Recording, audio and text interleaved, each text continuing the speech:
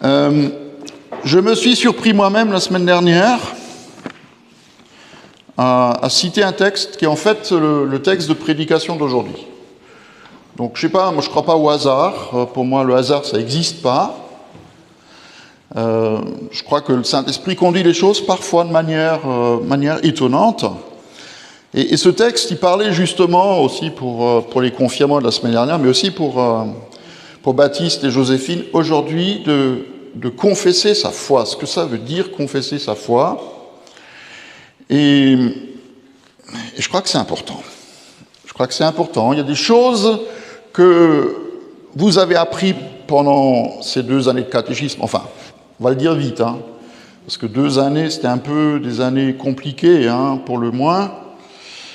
Mais il y a des choses qu'on apprend, et je sais que vous êtes des super bons élèves, vous êtes tellement bons élèves que vous tirez la bourre l'un l'autre, je veux dire, c'est celui qui est le meilleur, je sais, il y a une espèce de compétition entre les deux, c'est extraordinaire. Hier, on a répété 10 minutes, je vous dis, ça roulait comme sur des roulettes.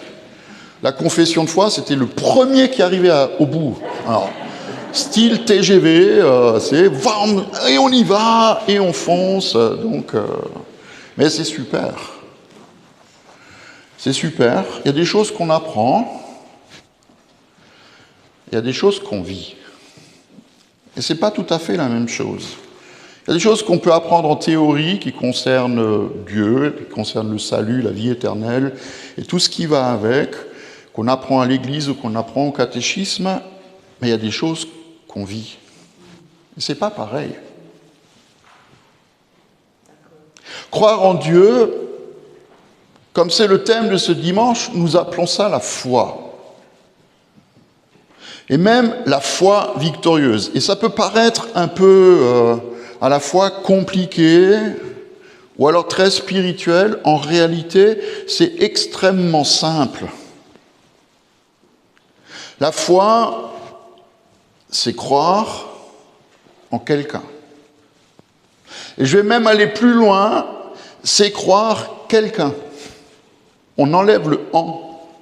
C'est croire quelqu'un. C'est croire ce que quelqu'un me dit. C'est pas juste comme certains le croient, et je crois qu'il y a eu une espèce de glissement dans l'expression, ce que c'est que la foi, c'est pas juste une adhésion à des concepts, à des idées. On peut être d'accord. Des vérités qui sont des vérités logiques. Quand j'ai fait mes 3 jours à l'armée, quand ça existait encore, il fallait passer des tests psychotechniques.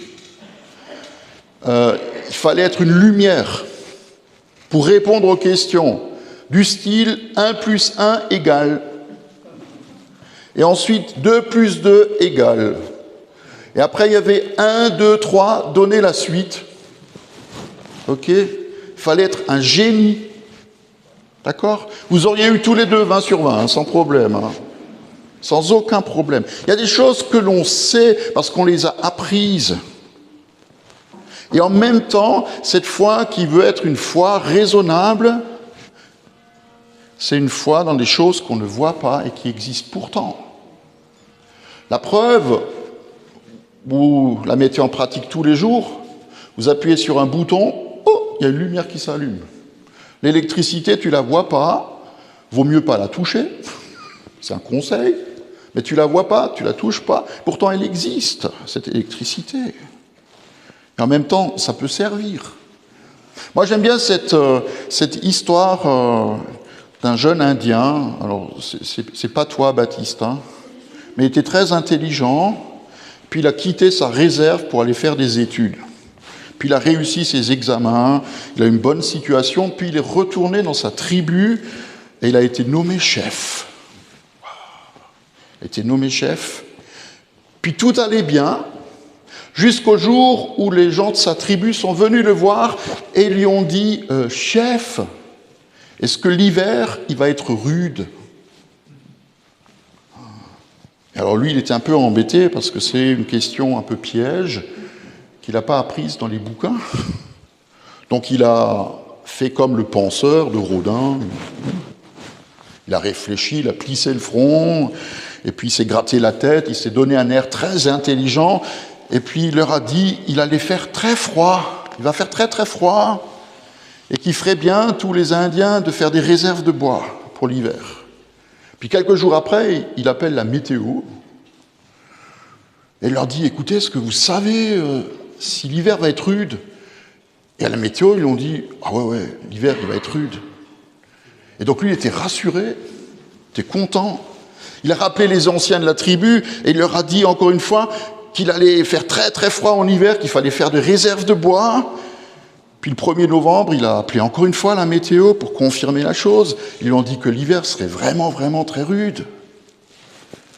Et alors il leur a dit, mais comment est-ce que vous savez que l'hiver sera tellement froid? Ils ont dit, on a vu un tas d'Indiens qui ramassent du bois comme des fous pour faire des réserves.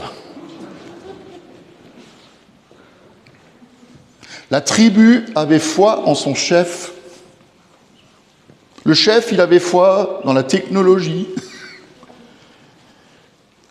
Et elle-même, elle avait foi dans la sagesse des anciens. Chacun avait un niveau de foi différent. Donc j'aimerais vous lire ce texte, il est très très court, de la lettre aux Romains, au chapitre 10. Écoutez bien, puisque vous allez le faire tout à l'heure. Si tu reconnais publiquement de ta bouche, si tu reconnais publiquement de ta bouche que Jésus est le Seigneur, et si tu crois dans ton cœur que Dieu l'a ressuscité, tu seras sauvé. En effet, c'est avec le cœur que l'on croit et qu'on parvient à la justice, et c'est avec la bouche que l'on affirme une conviction et qu'on parvient au salut, comme le dit l'Écriture. Je n'ai pas besoin de traduire ça en français courant, je crois que ça parle pour soi-même. Pour avoir la foi, il faut avoir un cœur qui croit. Mais quelque part, ça ne suffit pas, puisque Paul, il dit qu'il faut le dire, il faut confesser de sa bouche.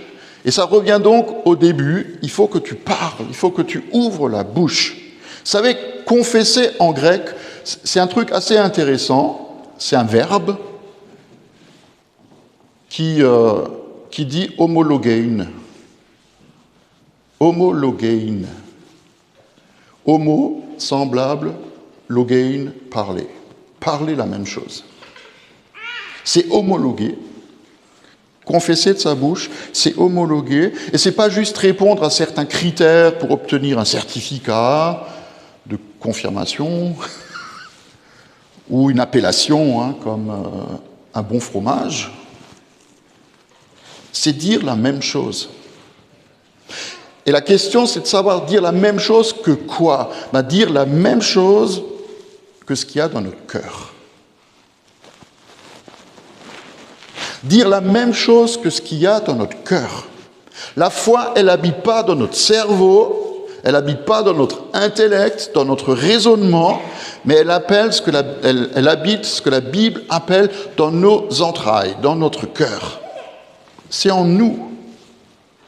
Je dis la même chose publiquement que ce qui est à l'intérieur de moi. C'est aussi dire la même chose que ce que Dieu dit. C'est être d'accord avec lui. Un jour, Jésus demande à ses disciples ce que les gens racontent sur lui. Il vaut mieux pas que vous sachiez toujours ce que les gens racontent sur vous. Mais lui, il était curieux, il voulait savoir ce que les gens racontent sur lui.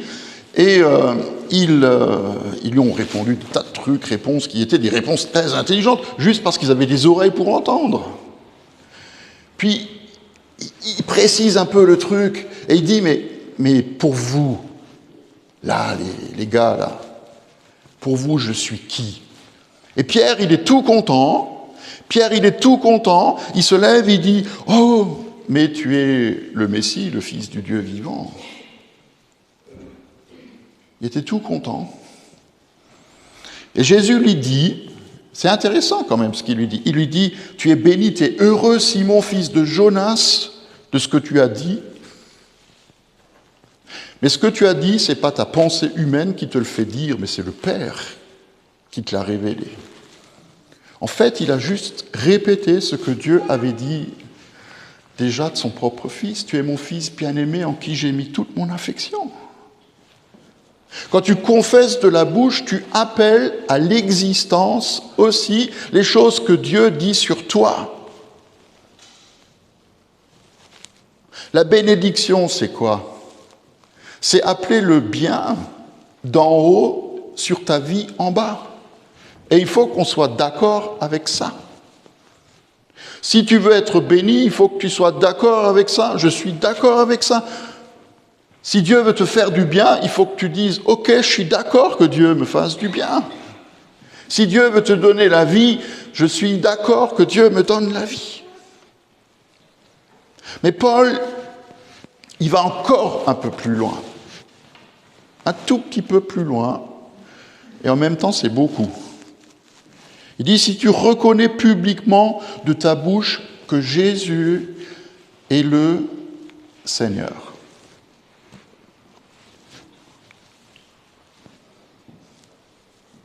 Si tu reconnais publiquement que Jésus est le Seigneur,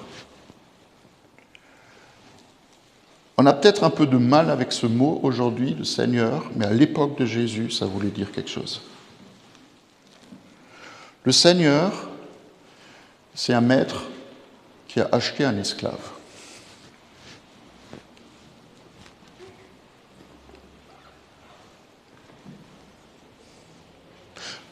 Le Seigneur, c'est un maître qui a acheté un esclave. Nous, on essaie souvent de vivre notre relation à Dieu à partir de nous-mêmes. C'est nous qui décidons ce qui est bien, ce qui n'est pas bien, ce que Dieu peut faire et pas faire, ce qui est bon, ce qui est mauvais, ce qui est tolérable ou pas tolérable. On est même capable de donner de bons conseils à notre Dieu. Moi, Seigneur, est-ce que tu m'as vu ? Mais quand je confesse que Jésus est Seigneur et le mien, j'abandonne mes droits. Il m'a racheté. Il m'a acheté. Et même, je peux vous le dire, il vous a acheté très cher. Très, très cher. Très, très, très, très cher. Personne qui est là ne peut payer le prix payé pour vous. Je ne sais pas quel sera le plus beau cadeau que vous recevrez aujourd'hui, en ce jour de fête, mais c'est du pipeau à côté. Je vous promets, c'est rien à côté. Nous avons été rachetés à grand prix, dit la parole. Je lui appartiens. Alors c'est sûr que ma relation à lui, c'est pas la même que l'esclave qui est fouetté par son maître. Et il y a des gens qui voient Dieu comme ça, comme le père fouettard. T'as fait une bêtise et puis hop, je te tape dessus. Non. Mais spirituellement, c'est un vrai abandon de soi-même. Ce n'est plus moi qui vis, dit Paul à la fin de sa vie, c'est Christ qui vit en moi. C'est plus la même chose. C'est pas moi seul qui décide, c'est lui qui décide avec moi. Et quand moi je suis prêt à entrer dans les projets qu'il a pour moi et je suis d'accord avec ça, moi je peux vous garantir à 100% que vous allez réussir votre vie. Même dans les jours où ça va aller de travers. Je vous le promets, c'est juste la vérité. Et tous ceux qui le confessent, ils pourraient dire la même chose. C'est la vérité. Tout lui appartient. Et souvent, c'est vrai, on confesse notre foi aux enterrements, au baptême, au mariage. Et aujourd'hui, à la confirmation. Dans certaines églises, ça fait même partie de la liturgie. Sur la base de ta confession, je te baptise au nom du Père, du Fils et du Saint-Esprit. Mais quand on y pense, quelque part, ça a du sens. Vraiment, ça a du sens. Quand un bébé vient au monde, quelle est la première chose qu'on attend qu'il fasse? Qu'il dise « Salut, je suis là ».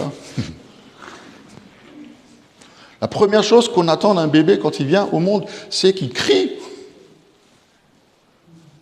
Et quand il ne crie pas, on commence à s'inquiéter un peu. Il faut qu'il crie. Et j'ai envie de vous dire ce matin que par rapport à la nouvelle naissance à laquelle le Seigneur nous invite, quelque part, il faudrait aussi qu'on crie, alors moins fort, s'il vous plaît, faut aussi quelque part qu'on crie. Mais le cri, c'est un cri un peu plus intelligent. C'est « je crois en toi ». Je te crois. Je te donne ma vie. Je suis prêt à marcher avec toi. Je suis prêt à accepter que tu me diriges dans chaque chose. Et c'est pour ça que j'ai lu cet évangile tout à l'heure. Je n'ai pas tout lu, hein. J'ai sauté un morceau. Parce que Jésus, il y va un peu fort. Hein. Il dit, à la suite de ce texte, il dit « Je ne croyais pas que je sois venu pour amener la paix sur la terre, je suis venu pour amener l'épée », dans le sens qu'il... Et parfois, on le réalise dans la vie, s'il y en a un qui marche avec Dieu et l'autre ne marche pas avec Dieu, c'est parfois compliqué dans les familles. Hein. Je suis venu pour mettre la séparation entre le père et son fils, la mère et sa fille, etc., etc., etc. C'est juste une réalité hein, dans beaucoup de familles. Quand quelqu'un croit et l'autre ne croit pas, je pourrais vous en raconter des histoires. Mais Jésus dit, si tu me confesses publiquement devant les hommes, moi je me tiendrai à côté de toi devant mon Père. Et ça, c'est une promesse extraordinaire. Le Seigneur prononce notre nom au ciel. Tu t'appelles pas juste Joséphine, tu t'appelles pas juste Baptiste. C'est Jésus qui le dit devant le Père qui est au ciel. Et ça, c'est pour moi peut-être la plus belle des nouvelles que nous puissions avoir et partager ce matin. Je voudrais juste terminer par une petite histoire. C'est une histoire qu'on raconte. Un disciple de Jésus est venu un jour dans une ville dans l'espoir de sauver les gens. Au début, les habitants de la ville ont écouté, et petit à petit, c'était plus intéressant. Et il a continué, il a persévéré. Puis un jour, il y a un petit garçon qui vient le voir et qui lui dit « Mais pourquoi est-ce que tu appelles les gens à continuer à appeler les gens à suivre Jésus le Christ ? Ça ne sert à rien, personne ne t'écoute. Tu ne vois pas que ta mission, elle est sans espoir. » Et le disciple, il a répondu « Au début, je pensais changer les gens. Mais je continue à crier. Si je continue à crier, c'est parce que je ne veux pas que les gens me changent. Je ne veux pas que les gens me changent. » J'aimerais vous le laisser ce matin. Il ne faut pas que vous acceptiez tout et n'importe quoi. Écoutez ce que le Seigneur a à vous dire. Et ce sera bien meilleur pour vous. Amen.